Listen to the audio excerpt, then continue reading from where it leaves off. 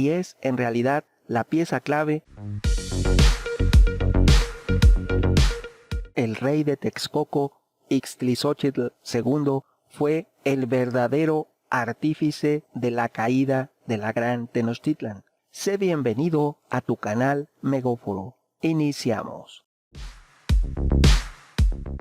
Buenos días, amigos. Hoy les hablaré de un personaje que ha sido opacado de la historia y es en realidad la pieza clave con la que contó Cortés para poder conquistar la Gran Tenochtitlan. Aclaro que no estoy a favor de la conquista del Imperio Azteca. Es un hecho lamentable. Aquí vamos a explicar el por qué ocurrió esa situación.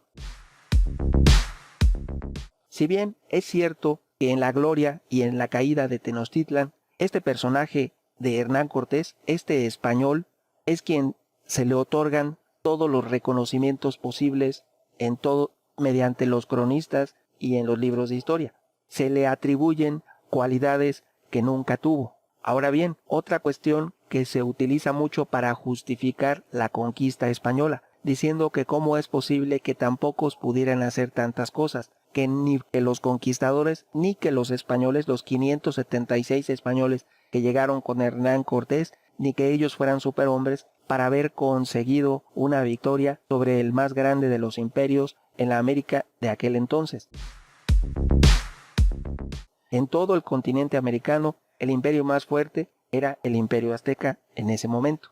Ahora bien, ¿cómo puede justificarse semejante hazaña conseguida con tan pocos hombres que eran 576 españoles? Aquí les voy a precisar dos cosas. Primero, recordemos que en Europa había pasado ya diferentes pandemias, diferentes epidemias que asolaron todo el continente europeo. Los españoles tenían inmunidad a la peste que había azotado ya Europa y otras pandemias. Tenían un conjunto de microorganismos patógenos que se trajeron a América. Cuando ellos disponían de las mujeres indígenas naturales de América, les contagiaban un sinfín de enfermedades.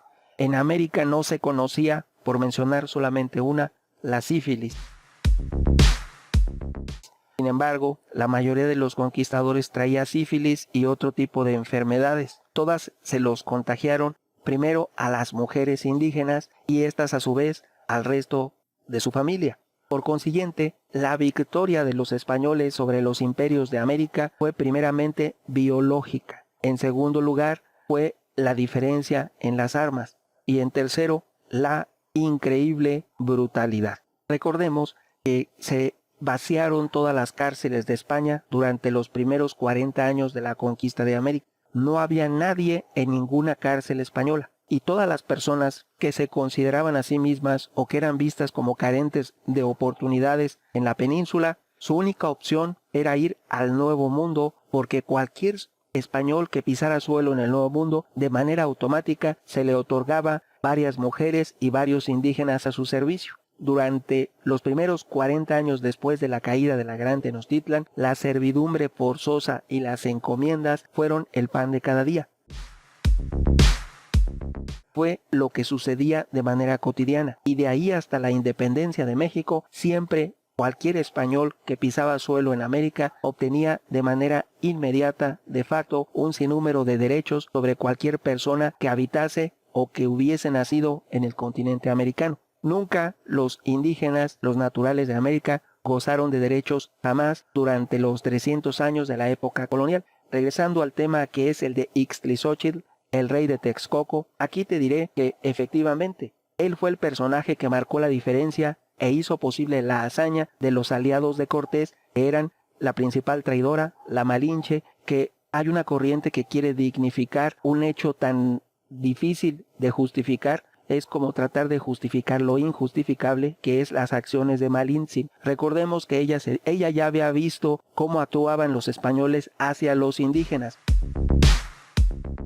No puedo mencionar en este video todo lo que hacían, sin embargo, era testigo, la Malintzin era testigo de primera mano de los actos indebidos que cometían los conquistadores, sobre todo los indígenas que se iban encontrando a su paso. Y aún así, ella, de propia mano, decidió salvarle la vida. Se le había preparado una emboscada en un pueblo antes de llegar a la Gran Tenochtitlan. y ella supo, se dio cuenta de la conspiración, la descubrió porque ella quiso, porque ella así lo decidió por voluntad propia, nadie la obligó, y ella decidió salvar la vida a los conquistadores y ponerse de su lado. Ahora bien, hay otro personaje que contribuyó de manera exagerada a este logro. Fue Ixtlilxóchitl. Ixtlilxóchitl nació como un aliado cuando su padre gobernaba, que era Ixtlilxóchitl I, él era Ixtlilxóchitl II. Cuando su padre gobernaba, ellos siempre habían sido aliados de los aztecas. Texcoco era un aliado azteca muy valioso, muy importante.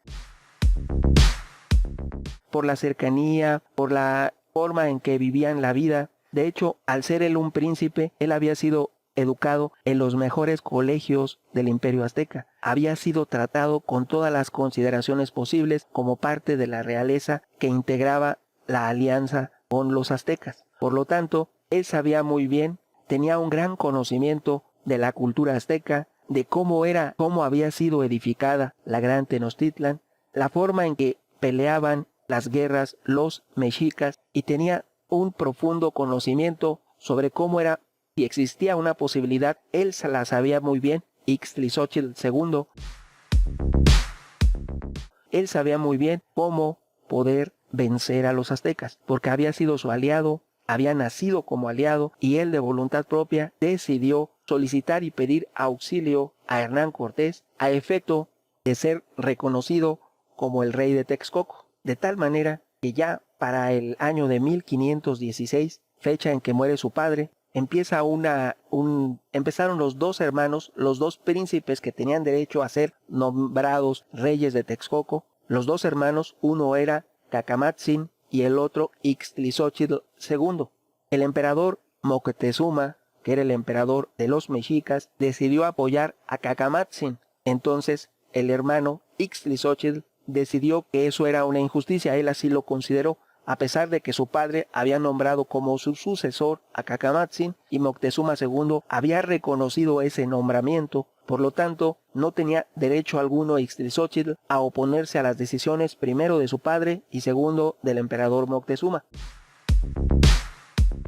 Pero contra toda lógica, decidió enviar emisarios y negociar con Hernán Cortés una alianza, de tal manera que, a espaldas de su hermano Cacamatzin, decidió aliarse con los españoles. Aquí te preguntarás cómo era posible que durante la Noche Triste pudieran haber salvado la vida algunos españoles. Pues la respuesta es por la traición de Ixtlilxóchitl. Ixtlilxóchitl ayudó a los españoles en la Noche Triste durante el escape que realizaron de la ciudad, quien salvó la vida a incontables números de españoles y fue el artífice de que Hernán Cortés pudiera llorar supuestamente en el árbol de la Noche Triste.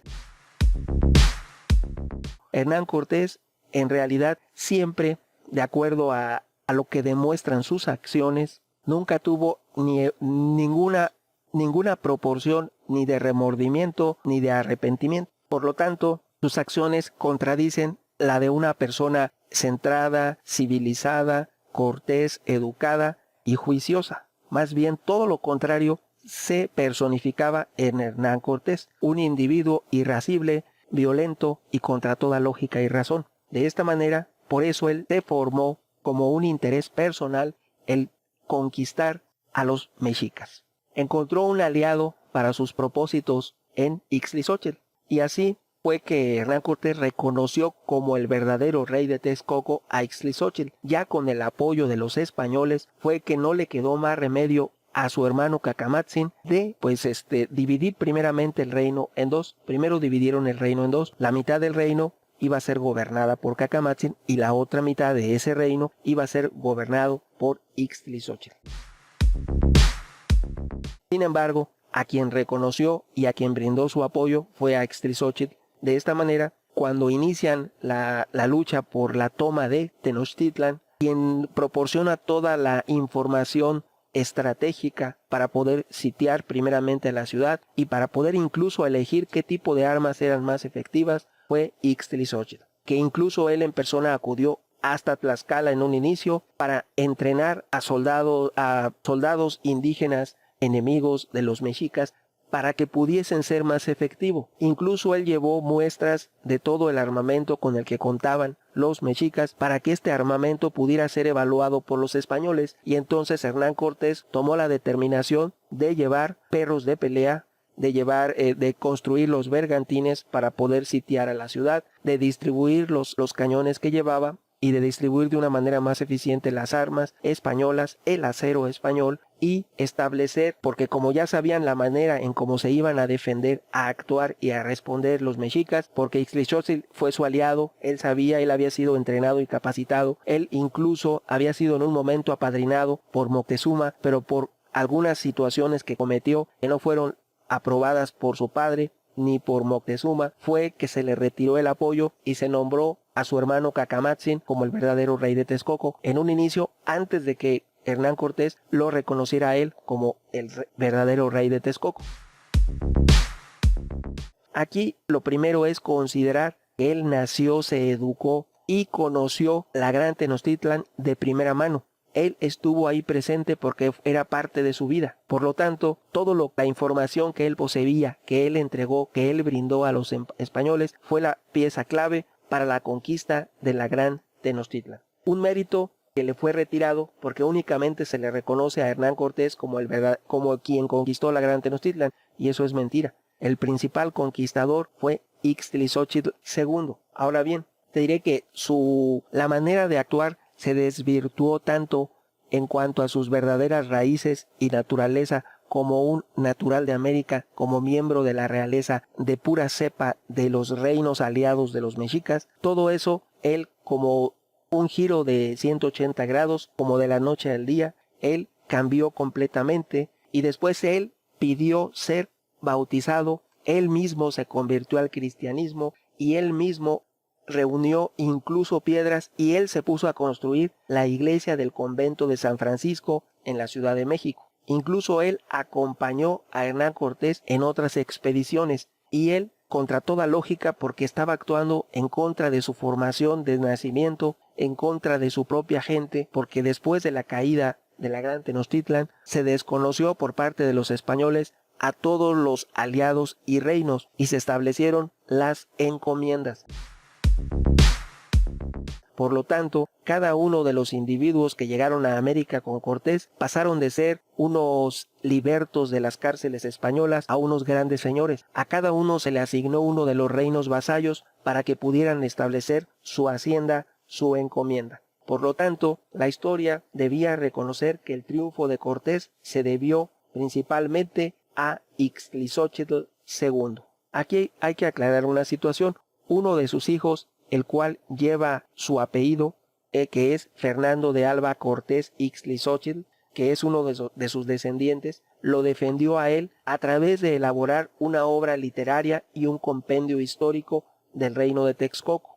Y en una de sus relaciones, específicamente en la 13ª relación del compendio, habla y trata de enaltecer a su padre, cuestión que le queda corta porque no encuentra y no tiene elementos suficientes para poder justificar la alianza que estableció en ese momento Ixtlilxóchitl II con Hernán Cortés. Por lo tanto, debía pasar a la historia y ser reconocido como otro más, al igual que Jerónimo de Aguilar, Nuño de Guzmán, Hernán Cortés y la Malinche, personajes non gratos para los indígenas naturales de América, y debía de establecerse de manera clara quiénes fueron los artífices de la caída del Imperio Azteca. De no haber caído el Imperio Azteca, hubiéramos tenido más tiempo para prepararnos frente a los embates de los españoles, que no hubieran cesado, pero sin lugar a dudas se podía haber llegado a una mejor connivencia entre ambas civilizaciones, y podía haberse establecido de alguna manera,